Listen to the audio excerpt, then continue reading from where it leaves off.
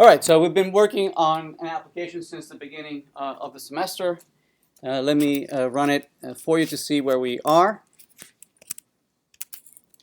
And if we go to localhost, and we've been putting all our efforts in here, right, in the assignment, where we've been building several views for login, being able to log in as different users. Each user having its own profile, their own profile, navigating to websites for that particular user, where we can, depending on who you logged in as, you have different set of websites, right? And here's 4, 5, 6. So each one of them has different websites, right? And you've worked on adding pages and widgets and whatnot throughout the last couple of assignments. But right now, all this data that we are displaying is being hosted in the browser, right? And right here under public, under services, each one of these in the user services right here, we have the arrays of the data, right? The arrays of users. We have the arrays of websites, right? We have the arrays of widgets, and really, this is not where the data belongs, right? We see that if we refresh the page, all the interactions, all the session information that we've been working on goes away, right? Because we've been using the browser's RAM, right? The browser session, so that when you refresh the session, it's just all gone. It doesn't remember anything, right? It starts off from scratch. So we're gonna make efforts to move all this to the server side instead. Okay. So let's see. Let's get started.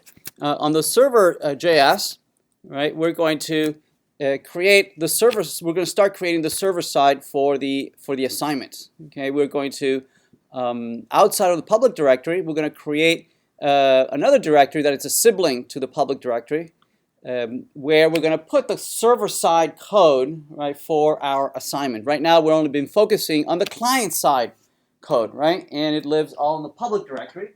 Since it's client-side, the client needs to be access publicly accessible resources such as HTML and JavaScript and CSS, and that's where it's in the public directory, right, because a browser is coming to browse and download all this to execute it on the client.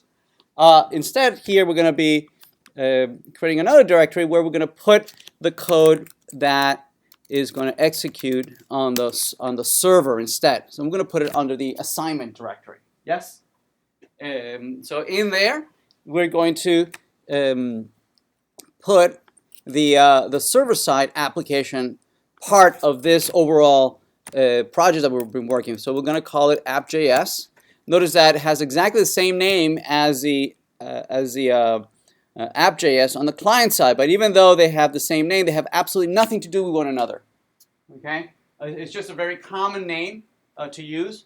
The app.js under the public directory executes on the client, whereas the app.js under the assignment directory off of the root executes on the server. Yes, even though both are written in JavaScript, they execute in completely different environments, in completely different frameworks. Yes, the app.js under the public directory is meant to execute in an Angular infrastructure, right? It uses the Angular library to declare modules and controllers and whatnot. Yes, and its role is to directly interact with a human being, right? To receive events as they click and drag and whatnot, and then convert those into events and actions to manipulate some data. Yes, but the data right now is living on the client where it's not supposed to. We're going to move that over to the server. So it's going to live here in the app.js. Right, this is going to be the entry point to our server-side application. Right. So first, let's just say hello world from our server side. Make sure that we can load it. So hello world from server side. Okay, and so we're going to load that from our server endpoint. So this is the server, right, code that we haven't been doing much here, right? So here is this is the server.js. It contains all the code to get the HTTP server up and running, right, and listening for at port 3000 and be able to respond to requests for HTML, for CSS, for JavaScript, right? That's how the browser is able to come here and ask for all these client-side resources, right, that are downloaded to the browser and then execute on the browser. We've done that already, but we haven't done much after that. And the only line of code that we really need for that is just this. We're saying, hey, all the static content, it's under the public directory. That's where you're going to find all the HTML, the CSS, and the JavaScript, right? Now we're going to need to load also the server side right here. Okay, so to do that, we're going to use the require, right? That's a Node.js a utility that allows you to load server-side code, right, and execute server-side code, right? So we're going to load the app.js under the assignment directory. So let's start at the local directory. We're going to navigate down to the assignment and load app.js. Okay. So if we restart the server, notice that it says hello world from the server side. See that? Right. That hello world is what we'd expect, right? This console, right? This little console over here. So yeah. So we have this up and running. It actually executes. It doesn't do much, but let's make it a little more interesting. What we're going to do, just like we did on the client side, that we namespaced our application under module, right? We put it under the web app module, and so that we can declare things that are specific to that particular namespace. Same thing we can do in Node.js. In Node.js, we also use modules, right, to divvy up large applications into smaller modules, right, and then have them collaborate, right, loading them independently of each other. Okay, so in the client side, we use the Angular module mechanism, right, which is Angular.module and whatnot. Yes, and that allows you to break up a large Angular application into smaller little bits and pieces of Angular code, all within the module of Web App Maker, right? Same thing here. We can create modules on the server side, but this is not Angular. Right, this is server-side code. It has nothing to do with Angular. So we're not going to use the iffy patterns, right? Because the iffy patterns are meant for client-side, where you have the way the browser loads JavaScript, right? Everything is declared at the global namespace, right? So we don't want to litter the global namespace. That's why we use the iffy pattern, right? A design pattern. Here on the server side, we don't have that problem. We're not loading JavaScript libraries here and there. We don't have that collision problem, right? So instead, the mechanism to divvy up and create modules is to use Node.js's module mechanism, right? Which starts with module and then exports and creates a namespace by creating a constructor, and then you declare all your code inside of this constructor, right? Since it's declared inside of this function, nothing can view anything inside of this function, right? It's within everything is local. It's private to this local namespace within the function. Okay, it is accessible from the outside world if you have a reference to this constructor. If you have a reference to the object that comes back with this constructor, right? And we've done that before, right? We've done that in the server, for instance. All these express, right here, the body parser. Notice that they are using the require. See that? They're using require to load a reference to whatever that module is and then have access to it through a variable. Yes? Right? So we could do something similar as well. Actually, we will do that in the next assignment. But for now, we're just going to load the module. We're going to load that module, which is this one. Right now, for now, we're just going to say console log hello world, hello from app.js module. Okay. Here, to be able to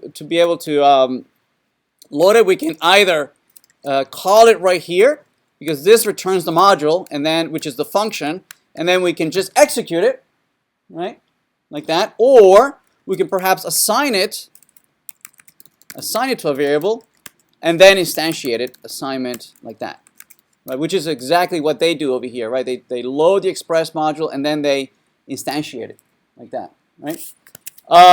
So if we do that and rerun, Notice that it says now hello from app.js module. So okay, we're in the module. Here, what do we want to do? What we want to do is, remember, what we want to do is move all the code, all the data over to the server side, right? And then the client side somehow needs to retrieve that data from the server, right? Eventually retrieve from the database, okay? And the only way to communicate between the client and the server is through the HTTP protocol. That's the only way that these two processes can talk to one another, okay? Right now, they're obviously the browser and the server, they're both running on the same machine on your laptop, right? But you know, in reality, when these are going to be deployed in a remote server, the server might be, you know, halfway across the world, and your browser running on your desktop. Yes, right. So the only way for these two processes to communicate is through this HTTP mechanism. So how can we communicate? How can we have these communication? Well, we're going to use this app here. Variable that is an instance of the Express library. The Express library allows us to, for instance, have the server listen for incoming HTTP requests. Right? For instance, we can have the client say, "Hey, I need a list of websites, or a list of widgets, or a list of whatever." Right? Right now, they are in the service, in those client services, but instead they're going to live on the server. So the client is going to have to go to the server and say, "Hey, server, give me a list of all the websites, give me a list of all those things." Yes? Right? And the only way is through the HTTP. So Express allows us to very, very easily listen in for those incoming HTTP requests. Right? So let's do that. Let's pass app. We're going to pass app as an argument so that the assignment can then receive it as an argument right here as a parameter and then start listening for incoming HTTP requests. For instance, we can listen in and say app.get, right, allows me to listen for incoming GET requests. Right? In HTTP, there are several methods that allow me to communicate with between client and server. Four of those we're going to be using throughout the semester. We're going to be using GET, right? That put, post, and delete. Right? And as the name suggests, GET is for retrieving data, right? The client is going to go fetch data, and that is the most common type of action that we use, right? For instance, every time you type in a URL at the client, right, the browser generates a GET request to the browser, to the server, right? And the server finds the HTML or CSS and gets downloaded over to the client for rendering. Yes? So GET is the most common type of HTTP method that is used widely between clients, between browsers and servers, right? But we're going to use a couple more. Right? We're going to use post to be able to go the other way around, right? Where the client is going to provide data to the server, right? For instance, for creating new instances of users, creating new instances of websites, creating new instances of widgets and pages. Yes? Delete, like the name suggests, is for removing things that already exist, right? Things, users that don't want to be part of the community anymore, pages that we're deleting, or websites that we're deleting, or widgets that we're removing, right? And put, we're going to be using it for modifying things that already exist, like updates, right? There are instances that already exist in the database. I want to retrieve it and modify a couple of things, right? And then let me know if it's successful or not. Okay, so here we're going to be using GET. And for instance, I like to listen for an incoming API user. Okay, this will allow me to listen for an incoming request, and this is the URL that I'm going to be listening. I'm telling the Node.js server, "Hey, Node.js server, listen for this incoming URL." Okay, if this URL comes from anywhere, I want you to do something about it. Right? For instance, we're going to tell it to execute the following code if you see this URL come in to the server. Okay, and right, and so in here we're going to say console log hello from user. Okay, right. So we're going to restart the server. Let's restart the server, and if we go and try and generate that URL, we can say localhost, and we say API/user. The server doesn't respond. What? slash API. Da, da, da, da.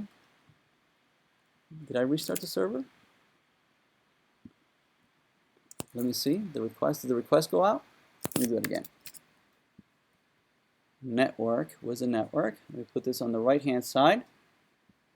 Network. Network. And let me clear this.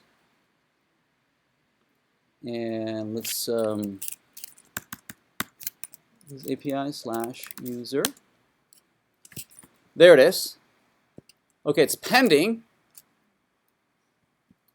Oh, you know what? This is colliding. Did I include it? I think I included it, right? You know what I think it's happening? It's colliding with the assignment that I worked on Wednesday. Let me try that again. API slash user. Port assignment app. Bless you. Assignment app. API. So it is going out. It is going out, but the server has not responded. Why are you not responding? API user. Let me see if go here. Let me try something else. User 123. Something completely different that I'm not colliding with any other URL. App get user 123. Okay, pending. All right, there it is. Yes, I must be colliding. Somebody else must be using slash API slash user. And notice that it says hello from user. So we are hitting this line over here. See that? We're hitting that line because slash API slash user 123. We're hitting it from the URL. You see that? Notice that the default behavior is to look. Right, if just like over here, where if I asked for assignment and login, yada yada yada, right, all that, right, the behavior is what? What's this over here? Assignment slash.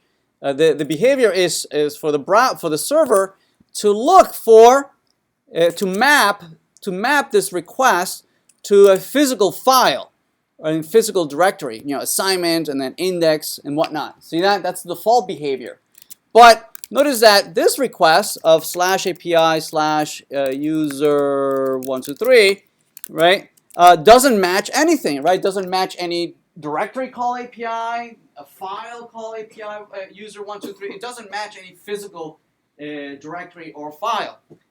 So this one is actually being matched against this URL, right? This URL. If it doesn't match a physical file, it goes on and sees, okay, well, is anybody listening? Is any URL listening for this incoming request, right? And if there is, it executes the function that we tell it to over here. Okay? Right, everybody okay? That's why we're using the convention of putting this slash API in front of this, right? To distinguish between asking for things that are static, right? All those HTML files, all those JavaScript files, all those CSS files, right? That's going to be the default interpretation, right? That you're asking for something that is static, yes? But we're going to use a convention that if the URLs start with slash API, right, we're not looking for anything static. Instead, we want to respond with something dynamic, right? We want to execute, we want to run some code that will dynamically decide what to do with that incoming request, okay? Let me see who is listening for that. Yes? To test this out, can we not just call a HTTP GET request with this URL from a controller? Yes, exactly. Yeah, we'll get to that in a minute. Yep. So instead of doing this hello from users, right, we're going to do a, you know what, I'm going to add to this. I'm going to add this to this API. Something that will distinguish whether this is the morning classes or the evening classes. All right, so I'm gonna prepend here after slash API. I'm gonna say morning classes, and then slash user, right, so that I don't collide with the evening class. All right, so I'm gonna refresh. I'm gonna refresh and then do a console log. Hello, morning class. Okay, I'm gonna refresh. And so if I say here slash morning slash user, right, and I put this on the left hand side or at the top, and I do enter, notice that it says hello morning class. See that? All right, everybody good? So we are in this piece of code. But this is not really what we want to be able to do. We want this server to actually come back with data. Give me something back. All right. So to do that, to participate in this request response cycle, right, of the client generating a request and the server responding with a response, right, we can receive objects that allow us to participate in that cycle. All right. These two objects are passed to us by the express library, right? When it maps a URL, right? It parses everything that is coming from the client, from the browser, right? It parses it and it gives it to us in a nice object called request, right? This includes a timestamp, includes the URL that's coming from the client, it includes all the cookies, it includes a whole bunch of headers that are coming from the client. Any data that we might have posted is also part of the request, right? And we'll use that quite a bit. The response allows us to respond back to the client with something. So for instance, we might say, hey, respond back saying something, respond, send back the following string. See that? So I'm going to restart the server. And so if I refresh, notice that it came back with hello morning class. Instead of having it spit out here at the console, right, it's going back to the client. We don't just be able to respond with just text. We can respond with something more substantial like a JSON object, right? We can say maybe message hello from morning class, right? So if we refresh the server and we refresh, notice that we can respond with a full-blown JSON object, right, or an array of objects. Right, like data. Okay. Notice that this send method understands that this is JSON, right? It understands that it's JSON, and so it converts it into proper JSON. See that? It quoted my attribute, right? It knows this is JSON, so it parses it, makes sure that it's proper. Even though I was lazy and I didn't quote my message attribute over here. See that? It understands. Or it could be an array. I can send over an entire array. So if I send a refresh, there it is. Those are the users. Or I can copy an entire array of users. How's that? Let's do that. If we go into the assignment and we look at the services user, we have an array of users, right? So let's copy that variable, right, and bring it over to the server. We can copy it as a variable here. There it is, users. Right, and we can say send back users. So if we restart the server, there it is. Right, the entire array is being sent over from the server. Make sense? All right, so we put the data where it belongs. Let's now start using it from the client side. Right, we need to stop using the array that we have right now on the client side on the service. Instead, start using this array that lives on the server side. Make sense? All right, so let's do that. Let's do that. Now this syntax is a little bit hard to read. So instead of declaring these functions here, these anonymous functions here as part of this argument, I'm going to move this and I'm going to cut this and I'm going to put it in an actual function, right? And say this will be find all users, right? And there we go. So we're saying that if you see this URL, then call this function down here, implement it down here. And the assignment asks you to follow this pattern, right? At the top, you're gonna declare all your URL patterns, right? And then implement those functions down below. Okay? So there we go. So we refresh, make sure that we didn't break anything. There we go. Good. Okay, so let's start working with the let's start working with some of these controllers in the user. Let's look at login. And login is using the login controller. And right now, the login controller is doing the following, right? It's trying to retrieve a user following its credentials. Okay, so let's implement. Let's work on this.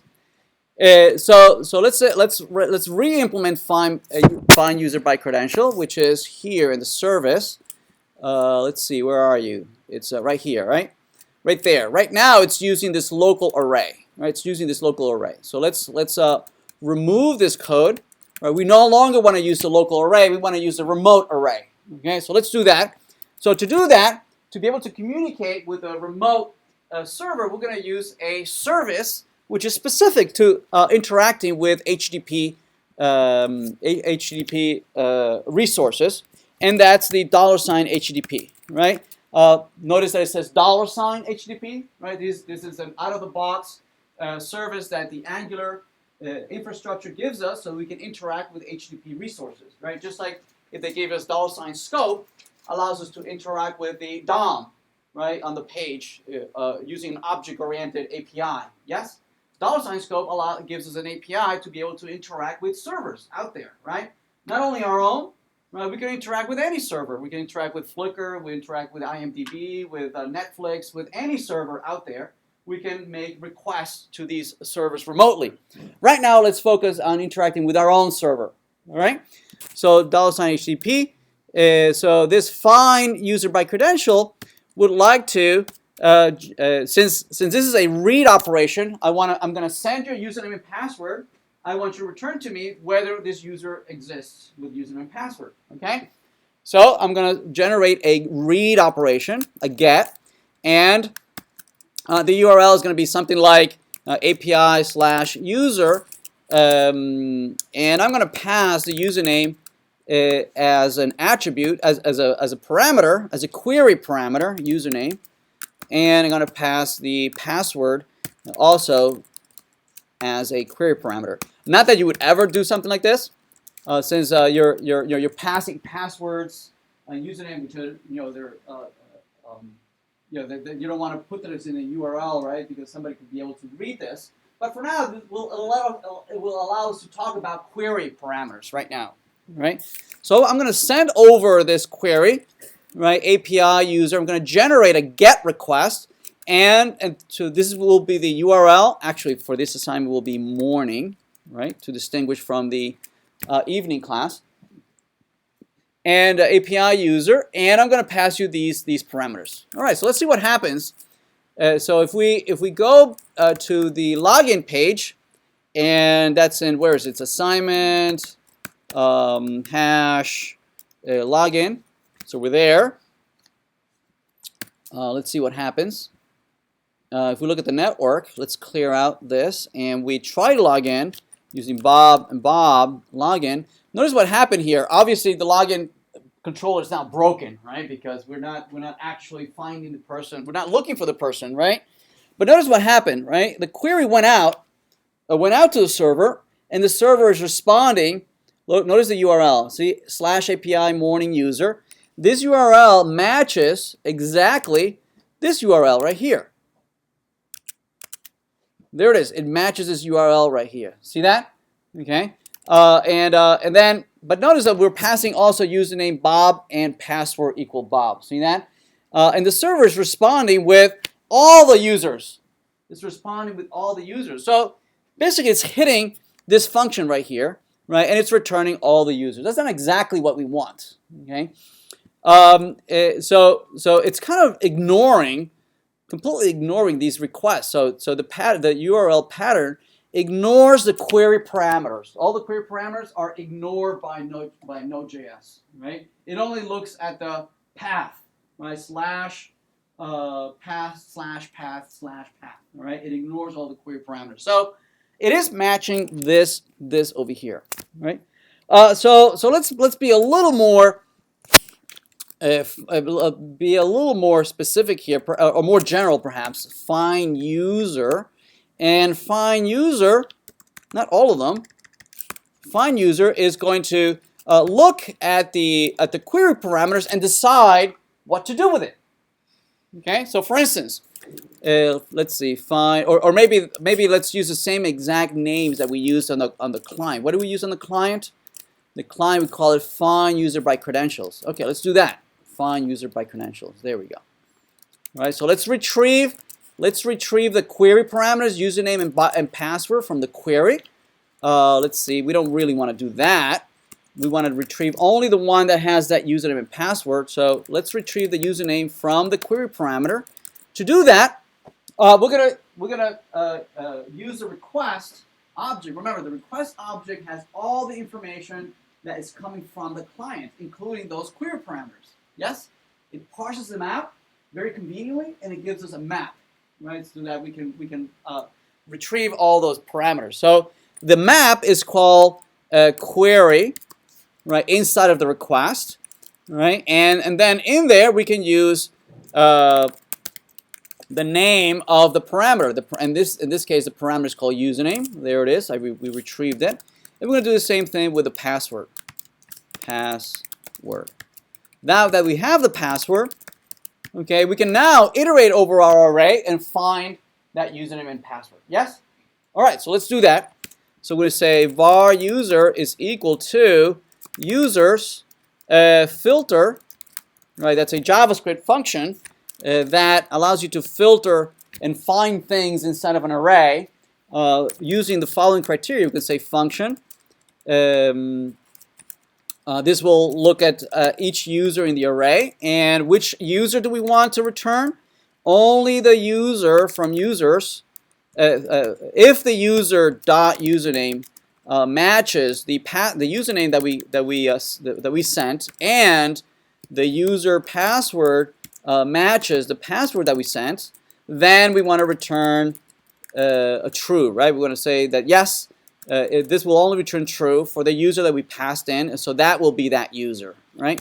If we find the user, we're going to return it back. We're going to say response send back the user object that we found. Okay, let's do that. Let's see if that works. Let's see if that works. If we restart the server, okay, and we refresh, let's clear this out, and we send Bob and Bob. We're going to say login. Let's see what happened here. Notice that we got the get. Notice that it's responded yes. We've got something from the server, and notice that indeed we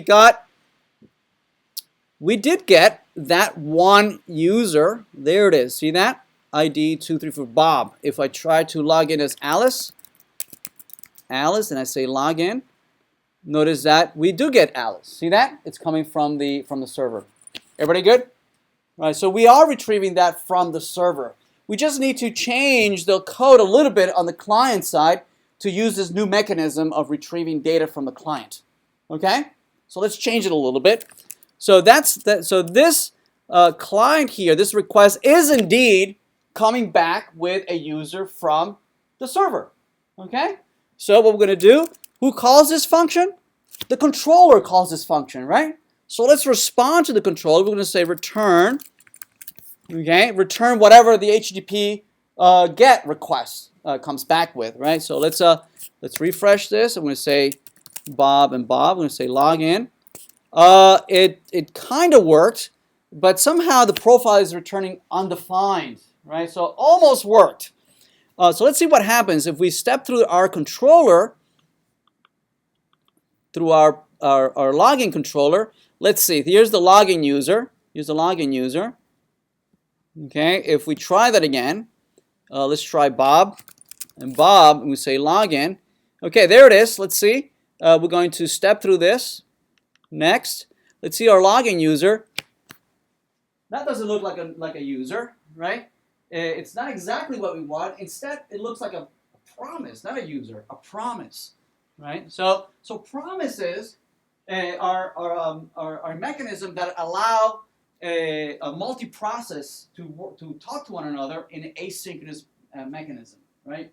Before, the data lived in the same process, right? It all lived on the browser, right? The array was in the browser, the service was on the browser, the controller was in the browser, right? So all the calls, all the communication, all that function call right there, user service dot, find user by credential, is a call to a function that is hosted in the same process, in the same browser, yes? But now, the data is not hosted here in the browser, it's hosted somewhere else. Halfway across the world, perhaps, yes? So the communication cannot be synchronous, right? Because we're talking to services that might have some latency, right? It might be that you take a couple milliseconds, or maybe even a second, right? Or maybe the server crashed, yes. And if it would be synchronous, this browser will be stuck waiting for this remote server to come back, right? And we cannot risk our little JavaScript engine here running on the browser to indefinitely wait for the server to come back. Make sense? So what we do is that we use an asynchronous communication between these two processes. Yes, we decouple the communication between these two because they're literally executing on completely two different processes, perhaps even in two different machines, separated by a large body of water. Right, so we cannot risk that single thread, that single JavaScript. So the mechanism is to use promises instead. Okay, so what this HTTP returns is a promise saying that, hey, I'm working on it, right? Hold on, go do something else while I'm still talking to the server, right? And at some point, I'm going to call you back and let you know when the response came back. Yes. Leave me a card and I'll call you back, right? Don't call us, we'll call you, right? And so we need to create this mechanism of, how do we notify each other? Yes, and that's what promises allows you to do. Notice what a promise is. A promise gives us two functions. See that? Error and success. See that? These two functions allow us to register for a callback, right? And say, hey, here's a function. If the response from the server is successful, call me back and let me know. All right? Because I want that function. I want that data. If it fails, if something went wrong, I also want to know. Right? Whether it was successful or not, I want to know. Notify me. Okay? So let's use that promise. Let's continue. So in the controller, in the login controller, we don't get the user right here. We don't get the user right away. Instead, we get a promise. A promise. And we just saw that the promise has two functions, right? One of the functions, we can say promise.success. What it takes as argument here is a function, right? A function that will eventually will be invoked when the server deems proper to call us back, right? To respond back, which could be a few milliseconds, a second, or maybe not at all. Right? It might time out, right? The server might have crashed. So here we're going to provide a function, and here will be the response that comes back from the server. Ideally, that response is what? The actual user, right? We saw that that's exactly the data that is coming back at some point, right? So what do we want to do with that response? Response. We know that hopefully that's going to be our login user, right? Login user is the response. There we go. Okay? And our code should be exactly the same code, right? There's the login user. If it's different than null, we want to navigate. If it is null, we're gonna give an error message. Yes? All right. Okay. So let's try this again. Let's go back and try to log in again. So we're gonna say there'll be Bob and Bob. We do the login. So we are here. Let's put a breakpoint right here. At some point, the server does come back with a response. It's an array. Why is it an array? Let's see. Success, promise, login user. Really, it's an array. We want the first element, Bob. There's Bob. All right, so this is not quite done. Let's see. Let me look at the server. We have a user filter. Oh yeah, filter. Filter returns an array. Filter returns an array of all the elements that match that criteria. There's only one of them, right? There's another function which is a little more explicit. It's find. Find finds the only one element, right? The first one that matches. That's it. It stops looking, right? So let's restart the server and use find instead of filter. Let's refresh, and let's do that again. Let's go back. Let's try login. Let's refresh and do Bob, and Bob. We say login, and now we get a response. That one object, right? Just Bob, right? And then we can continue. We continue, and we're back where we were. See that? We're back exactly where we were, but we have moved the logic for login to the server, right? It no longer lives on the client. So what we can do in the login controller, right, in the login service, we can remove this code now, right? We don't need it anymore, right? There we go. Okay. What about? Oh, okay. It's 11:30. So I'm gonna leave it here. So did you understand that? Right. The get that goes to the controller. So we need to rewrite our services to now do HTTP gets and posts and puts and deletes over to the server. We're going to move a lot of the code that's in the service over on the server side, and we're going to need to rewrite the controllers to now use this asynchronous mechanism. Okay?